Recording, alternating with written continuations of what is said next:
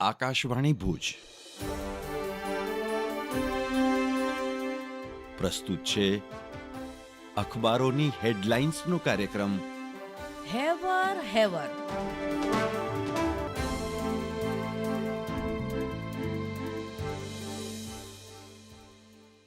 નમસ્કાર, હું મનોજ સોની. કચ્છ મિત્રની આજની હેડલાઇન છે આજે બજેટ, મધ્યમ વર્ગની મીટ. સીતારામન 8મું અંદાજપત્ર રજૂ કરીને ઇતિહાસ રચશે. આયકરમાં છૂટછાટ અને પેટ્રોલિયમ ભાવ ઘટાડાની આશા. સારા બજેટની આશાએ શેર બજાર ઉચકાયું. સેન્સેક્સ 740 અંક વધ્યો. કચ્છ મિત્રના છેલ્લા પાને સમાચાર છે કે તેરા પંથ સંપ્રદાયના આચાર્યનું ભુજમાં આગમન. મર્યાદા અને શિસ્ત માનવીના સર્વાંગી વિકાસના આધાર સ્તંભ. તેરા પંથ સંપ્રદાયના આચાર્ય મહાશ્રમણજીનું 161માં મર્યાદા મહોત્સવ માટે ભુજમાં આગમન. જૈન સમાજની સાથે વિવિધ ધર્મના અનુયાયીઓને આચાર્યજીએ આશીર્વાદ પાઠવ્યા.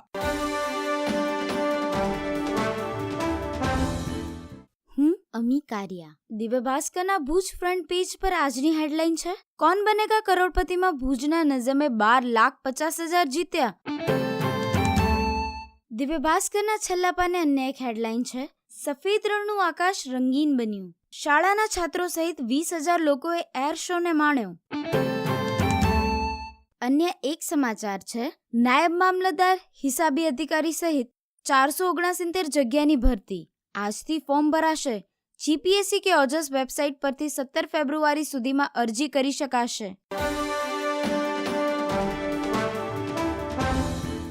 હું કેવિન સોની. ગુજરાત સમાચારના પહેલા પાને સમાચાર છે, મતદાનના સીસીટીવી ડેટા સાચવી રાખવા પંચને સુપ્રીમનો આદેશ. ડેટા જનતાને ન આપવા સામેની અરજી મુદ્દે પણ સુપ્રીમે કેન્દ્ર અને પંચ પાસેથી જવાબ માંગ્યો હતો.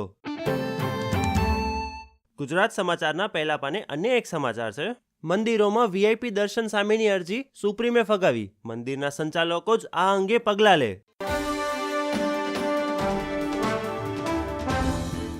હું કિંજલ મોરબિયા.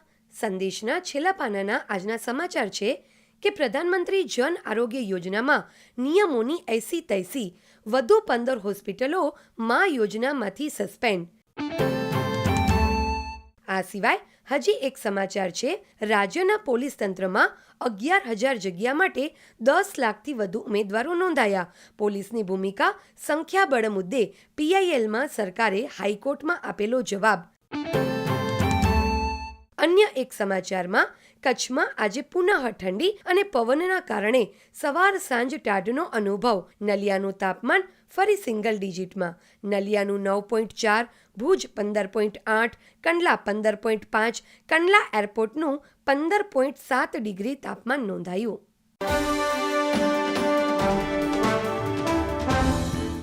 હું નીરજ મચ્છર. હેવર હેવરમાં આજે વાત ભારતનું કેન્દ્રીય બજેટ. વિકિપીડિયા લખે છે, ભારતના બંધારણના અનુચ્છેદ 112માં વાર્ષિક નાણાકીય નિવેદન તરીકે ઓળખાય છે તે ભારતીય પ્રજાસત્તાકનું વાર્ષિક બજેટ. આધુનિક સમયમાં બજેટનું સંસદ ભવનથી દૂરદર્શન ટીવી ચેનલ અને આકાશવાણી રેડિયો પર સવારે 11 વાગ્યાથી વિના વિક્ષેપ જીવંત પ્રસારણ કરવામાં આવે છે. 1999 પહેલાના તમામ બજેટની રજૂઆત સાંજે 5 વાગે કરવામાં આવતી, કારણ કે બ્રિટિશમાં આ સવારનો સમય હોય છે. વડાપ્રધાન અટલ બિહારી વાજપેયી હેઠળની એનડીએ સરકારમાં ભારતના તત્કાલીન નાણાપ્રધાન યશવંત સિન્હા, જેમણે 1999નું કેન્દ્રીય બજેટ સવારે 11 વાગે જાહેર કરી પરંપરાઓને બદલી નાખી.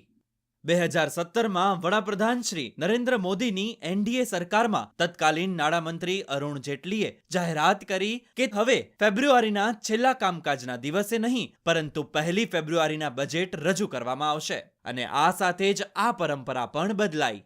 1 ફેબ્રુઆરી 2021ના નાણામંત્રી નિર્મલા સીતારમણે પ્રથમ પેપરલેસ બજેટ રજૂ કર્યું. તેમણે પરંપરાગત બહી ખાતા શૈલીના પાઉચમાં ડિજિટલ ટેબ્લેટનો ઉપયોગ કરી વડાપ્રધાન નરેન્દ્ર મોદીના મહત્વાકાંક્ષી ડિજિટલ ઇન્ડિયા મિશનનું શ્રેષ્ઠ ઉદાહરણ પૂરું પાડ્યું.